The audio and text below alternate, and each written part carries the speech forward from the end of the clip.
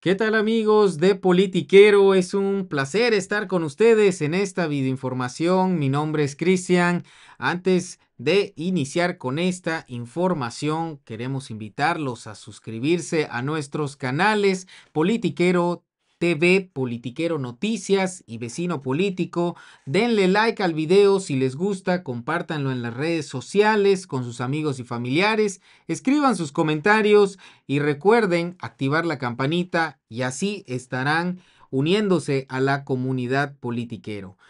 ¿Por qué, amigos? Porque esto no se los van a contar ni en Televisa, ni en TV Azteca, ni con ninguno de los chayoteros que más que nada guardan silencio, que es lo que más les gusta hacer para defender los intereses que con la cual más bien sueñan un día regresar al poder para seguir sangrando y saqueando a este país. Pero no se les va a dar. Nada más vean esto. Por décadas saquearon la riqueza petrolera, intentaron quebrar a la empresa, cambiaron la ley para privatizar los yacimientos, abandonaron las refinerías, hicieron fortunas con la importación de gasolinas y el huachicoleo. Y aún así Pemex sigue en pie hoy. ¿Y saben qué? Vean a estos verdaderos sinvergüenzas, celebrando y aplaudiendo y todavía huyendo del país sin enfrentar a la justicia, otro refugiado en España, un expresidente más en España, por supuesto, tenía que ser, si no, ¿cómo iban a tener, los iban a aceptar si no vendían parte de nuestros recursos, que era lo que se dedicaban como presidentes de la República? ¿Sí? ¿Y cómo se atreven a cuestionar el endeudamiento del país, el endeudamiento de este gobierno, cuando pues parte de ese endeudamiento es gracias igual a la barda y más rentable de la historia, como pone aquí Muñe? ¿Sí? La dichosa refinería que nunca existió, la cual prometió Borolas Calderón y no sucedió. Y eso que en esa época de Fox y Calderón era cuando más ingresos entraban por parte del petróleo y la producción estaba todo lo que daba antes de que empezaran a venderlo.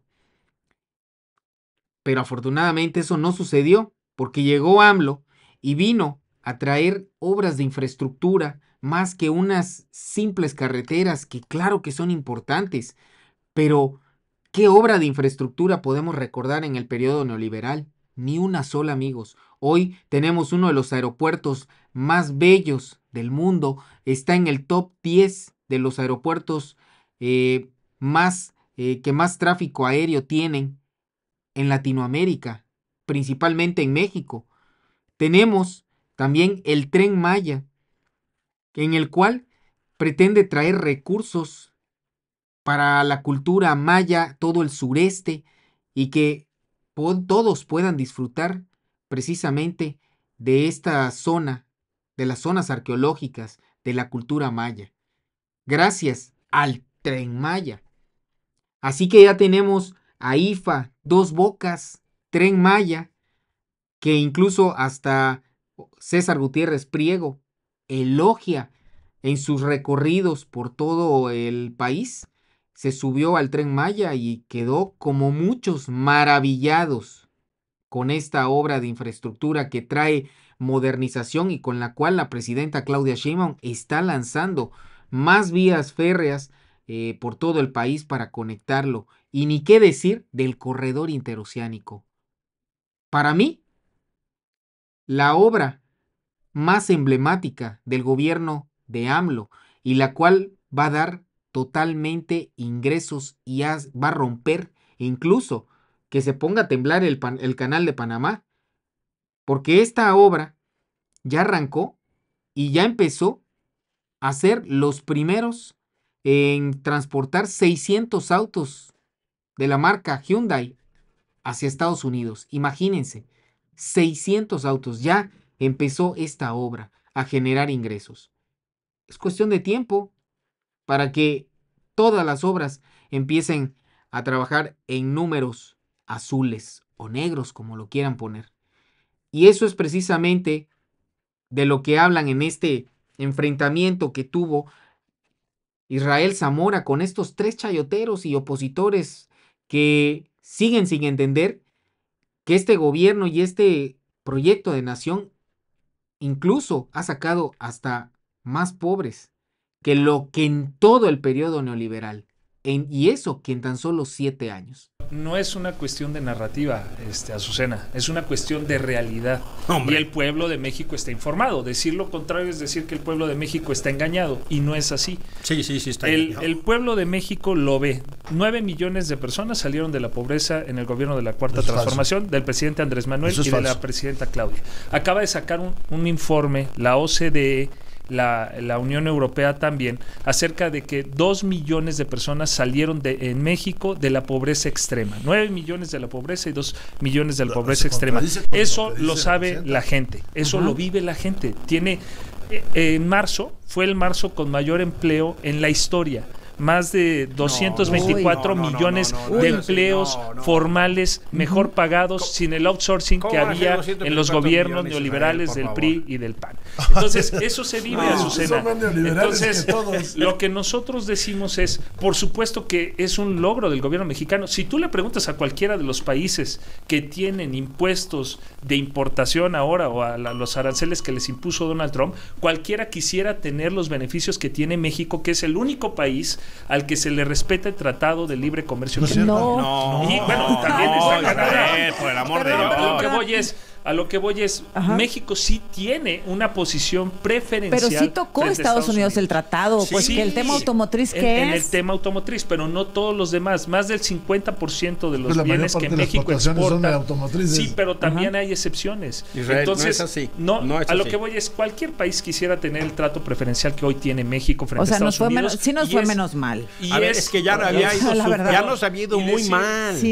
Ya nos ha ido muy mal. Pero también ha sido por las buenas negociaciones. No puedo aceptar que digan que México no está haciendo nada cuando prácticamente todas las semanas está ya el ex canciller, ahora secretario de Economía, Marcelo Ebrard, haciendo un trabajo muy cercano con el secretario de Comercio de Estados Unidos. Sí, este es un debate que yo he escuchado expertos que dicen que es con relación a la población.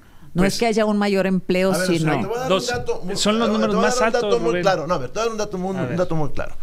Por cada 1%, por cada punto porcentual que sube un país en crecimiento, son como, este país más bien, como 200,000 empleos. ¿Por cada punto del que no subimos? Por cada punto que sube son 200,000 empleos. ¿Y nosotros? No hay crecimiento. No hay crecimiento. Entonces, esa es la más sencilla. O sea, yo les estoy dando los datos que presentaron apenas en marzo del IMSS, precisamente 224 millones. Perdón. No pueden ser 224 millones, no pueden ser. Somos 130 millones de habitantes. Es el marzo, con mayor empleo en la historia. Comparas marzo con marzo, pero si comparas y estaba yo diciendo 226,000 empleos generados nada más en marzo. Si lees la serie del tiempo, vas a ver que ese dato no es correcto. Bueno, esos son los datos que se acaban de presentar. Y decir, Azucena, por ejemplo, ahorita decía Rubén que el Plan México es una cuestión de ilusión irrealizable. A ver, dice ampliar la autosuficiencia alimentaria, la energética, se aceleran proyectos de infraestructura, se va a acelerar la construcción de vivienda, se impulsa la producción nacional de bienes, fortalecer la fabricación de vehículos, aumentar la producción nacional, adquisición de contratos, programas sociales, pues mucho dinero. ¿Y cuáles fortalecer el salario mínimo? Exacto. El fortalecimiento del mercado interno es uno de los objetivos principales de ¿Pero cómo? Este plan. Pues se ha hecho. El problema es que durante los gobiernos del PRI creían que eso era imposible. Por eso entiendo que ellos lo vean como algo imposible. Permíteme, Emilio. Ahorita concluyo. El fortalecimiento del salario, ese es otro objetivo. Ellos durante mucho tiempo dijeron, es imposible. Si tú subes el salario mínimo, vas a crear una inflación, y no sucedió. Y eso es muestra de que sí se puede hacer. Pero no generada por el salario mínimo. El problema está que bajaron 22 de 26 rubros presupuestales. el gobierno no tiene dinero para lo que dice que quiere hacer. El servicio de la deuda externa es casi 2-1 con respecto a la inversión en infraestructura. Y lo que están queriendo hacer es una carta de buena voluntad y generan invitación a la iniciativa privada a la cual han dinamitado, golpeado y le han quitado toda la certeza. El autodaño que ha generado Morena en términos del modelo económico, no solo por la reforma judicial, sino por malas decisiones tomadas, nos tiene ya en recesión, Israel. Este país está en recesión económica y eso es por las decisiones tomadas. A eso vienen los aranceles. Todas las calificadoras, todas han bajado el rendimiento para este país, infelizmente, porque eso no es una buena noticia. Pero no estamos en recesión oficialmente. Son 2 trimestres con crecimiento negativo. Eso pasó el 30. Espérate que lo digan. Pero ya sí, técnicamente todos los economistas lo han dicho. Todos. O sea, bueno, solo que no son matraqueros.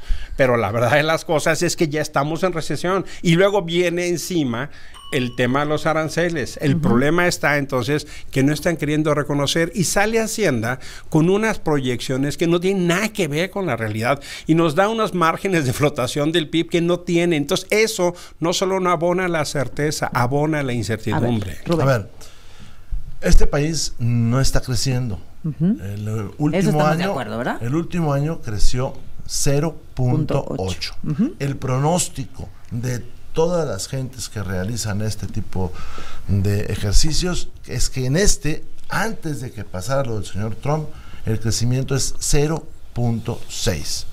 ¿Qué sucede, Azucena? Cuando termina el sexenio del presidente Peña, este país tenía una deuda histórica de 10.5 billones de pesos. El presidente López Obrador, él solito, le puso 7 billones de pesos a la deuda. Y para cuando termine el siguiente año, si hacemos caso a los precriterios, vamos a andar en los 20 billones de pesos. Duplicando. Esa cantidad de dinero, más otras circunstancias, generan en todos nosotros una ilusión monetaria que se sustenta en 3 cosas. 1 billón de pesos más o menos que se gasta en programas sociales. Se pagan 2 billones del servicio de la deuda. El mítico crecimiento del salario mínimo, porque beneficia solamente a 200,000 personas, no a más. Por cierto, el gobierno... Solo a quien gane un salario mínimo. El gobierno tiene detenido el salario mínimo profesional. No obstante, que ya fue aprobado en Cámara de Diputados, senadores y en 31 legislaturas. ¿Por qué lo tiene detenido? Porque ya no tiene dinero para cumplir lo que prometió. Y tercera cosa de esta ilusión monetaria son las remesas, que por cierto, y por desgracia, si nadie le da gusto, están cayendo. ¿Cómo se sostiene esto? Con una narrativa de polarización terrible. ¿Qué va a pasar en el futuro? Pues lo van a tratar de sostener como cualquier dictadura, apoderándose del poder judicial y apoderándose de los procesos electorales. Eso es lo que está sucediendo en este país. ¿Nos vamos a tardar en darnos cuenta? Pues sí, porque está la ilusión monetaria de unas personas... De los programas sociales. Que le meten... En parte. Metieron 8 billones de pesos. No solamente en los programas sociales, y qué bueno que están ahí mucho dinero. No, pues en las obras suntuarias, en las obras que no sirven para nada, con el puro cálculo que se hace de lo que se gastaron, porque no se sabe, en la refinería de Dos Bocas, que dice que fue a 24,000 millones de dólares. No produce. Se hubieran arreglado las otras refinerías, hubiéramos comprado otras y hubiéramos hecho exploración. Pero alguien, desde el Olimpo de Tabasco, dijo que no. Y entonces hoy estamos en ese problema. ¿Estamos viviendo de puras ilusiones? Sí, pues, los costos, eso es una realidad distinta a la que vive el pueblo de México. A ver, les voy a dar ¿qué es falsa la deuda? El gobierno del presidente Andrés Manuel fue el único gobierno en los últimos 3 o 4 sexenios anteriores al de él que logró disminuir la deuda. Eso es importante. Claro que sí. Ahí están los datos. Ahí están los datos. Pero no digas eso. Y decir algo, y claro que sí es así. Dejó la menor deuda, ¿cuánto? No tengo ahorita el dato, pero con todo gusto se los voy a proporcionar. Pero sí hubo una disminución. Nada más decir esto, permíteme. Si no fuera así, ¿cuál es el mejor, uno de los indicadores más fuertes para demostrar que la economía de México va bien? Pues cuando asciendes varios lugares hasta llegar a la 12ª posición en la economía mundial, algo que no tenía México y se logró en el gobierno del presidente. Eso no lo quieren aceptar. Pero bueno, ¿con quién? Pues si tú no aceptas la deuda. Entonces, decir, no, a ver, por supuesto, todos los gobiernos. Bueno, les vamos a dar el dato. No, hay que traer a Edgar. A ver, yo lo que sí digo es evidente que los indicadores demuestran que la economía va bien. Lo que está sucediendo sí efectivamente como el crecimiento proyectado sí efectivamente es del 0.6 para este año, pero es derivado de todo lo que está ocurriendo a nivel mundial. No es cierto, fue antes. No es un tema que sea responsabilidad de México, pero se está trabajando, Azucena. Ahora, el fortalecimiento del sector energético, que también es uno de los puntos del Plan México que presentó la doctora, pues es precisamente porque hubo una desmantelamiento, por ejemplo, de la CFE. Por supuesto, querían desaparecer a Pemex para dejarlo en privados. Esa es la gran diferencia. Ochoa la dejó hace un momento hablaban. Bueno, les podemos demostrar también la deuda que tuvieron de Pemex en los sexenios de Peña Nieto. Ahorita les doy los datos. ¿Y quién dejó más endeudado Pemex? Hay debate. Yo quisiera dar los datos. Consulta de datos. Y hay apuesta. Todo el bloque se la pasaron haciendo cuentas, todo el comercial. Aquí está el boletín de febrero. Para que no se llame que abusamos. La Secretaría de Hacienda, yo quiero decir, dice 17 billones, 17.5 billones. Los términos. Sí. Eso es la deuda del país. 17 billones de pesos. 17.5 billones. De 10 a 17. Pero mira, es que esto no es secreto. ¿Febrero de qué año? De este año. De este año. A ver, esto no es secreto. De 10 a 17. Esto no es secreto, mira. ¿Qué sucede? Cuando aprobamos o aprueban ellos el presupuesto de la Federación, ahí viene el monto en el cual se van a endeudar. El presidente Andrés Manuel López Obrador, solamente en el 24 se endeudó en 2 billones de pesos. Está en el presupuesto y lo cumplió. Para este año, la solicitud que hace la presidenta es de 1.3 billones de pesos. Y en los precriterios del año que entra, pues ya viene anunciado cuánto va a ser. O sea, esto no es secreto. O sea, esto es lo públicos que debe. Por eso los boletines de la Secretaría de Hacienda, pues son exactos, porque además los califica el mundo. Ahora, en cuanto a Pemex, ¿cuál es el problema? No estamos produciendo. Se está produciendo 1.3 millones de barriles de petróleo al año. Cuando en el sexenio de Fox se producían 3.5, en el de Peña más de 2 millones de barriles. ¿Por qué estamos así? Porque en estos 6 años anteriores, el presidente López Obrador no optó por hacer exploración en el mar, sino con una creencia de los 80s, dijo, voy a refinar. Y en lugar de arreglar sus 6 refinerías, entre ellas Cadereyta, dijo, voy a hacer una en un pantano, que costaba $8,000 millones. Iba en 24. Pero el presupuesto original fueron 8,000. Yo quisiera arreglar las 6 refinerías le hubiera costado como $7 millones. Esos son los datos reales, hermano. Los datos reales de la deuda de Pemex. Una por una. Vamos a ir. A ver, no, espérame. Deuda del país. Dice Rubén y... No digo yo, es que son muchas, pero yo quisiera... De 10 a 17 billones, ¿es correcto? 17.5. O sea, sí, pero voy a checar los datos para traerlos si gustas, porque quisiera dar respuesta a lo que están comentando ahorita de Pemex, que es muy evidente. Pemex, mira, a ver. Cuando Salinas llegó, Pemex tenía una deuda de $3,000 millones. Cuando se va Salinas, llega Fox, tenía la deuda ya de $12,500 millones. Cuando se va Peña, estaba en $103,000 millones. Es decir, un crecimiento de la deuda de Pemex de 830% durante todo el periodo neoliberal, comenzando con Salinas y terminando con Peña. Cuando llega el presidente Andrés Manuel, la deuda de Pemex era de $103,000 millones y termina el sexenio del presidente Andrés Manuel con $97,000 millones. Es decir, una reducción, el único De 103,000 millones a 97,000 millones. 97,000, una reducción del 7.5%, mientras en los gobiernos neoliberales más del 830% de crecimiento de la deuda de Pemex. Y sucede lo mismo con la deuda. Entonces, la deuda del país. Mira, con la deuda del país no pasa eso. A ver, la deuda del país hay un... Y esto, pero esto que les acabo de decir se puede comprobar por cualquiera. Lo que es muy importante déjenme nada más esta cifra que da Israel. De 103,000 a 97,000, ¿cierto o no? Lo que hay que considerar es los recursos públicos utilizados para eso. Y eso hace toda la diferencia, porque entonces vas a decir que el 830% es una buena administración, Carnalito, de la deuda. Lo que te estoy diciendo es que la derivada de recursos públicos que hizo el gobierno de Andrés Manuel en Comisión Federal de Electricidad y Pemex no tiene precedente. Por eso bajó. O sea, lo que te estoy diciendo... ¿Sí bajó con oxígeno? Con oxígeno gubernamental, como nunca. No, pero segunda, escúchame. Escucha, carnal. A ver. Segundo tema. Lo que es notable es que ustedes dejen de hablar en pasado cuando se refieren a los gobiernos neoliberales.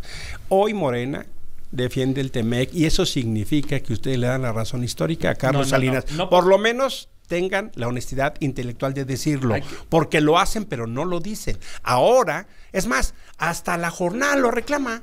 La jornada. O sea, ustedes que se opusieron a eso, es más, no solo votaron a favor en el Senado, tú votaste a favor, yo voté en contra, y ahora ustedes lo defienden. Entonces, llénense la boca, pero sean honestos intelectualmente y digan que defienden el modelo liberal. ¿Por qué? Porque actualmente el Tratado de Libre Comercio ya no es de saqueo como en el tiempo pero por el amor de Dios, donde venían empresas y se llevaban todos los recursos minerales de México por la corrupción que había en los gobiernos del PRI y del PAN.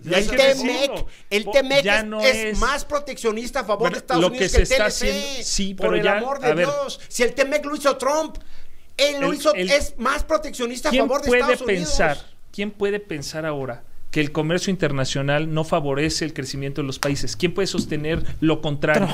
¿Quién puede sostener lo contrario? Trump y la izquierda que tú dices representar pero aún decía eso. Él no está cerrando su comercio internacional. Él está tomando esa medida porque quiere fortalecer, la industrialización en su país.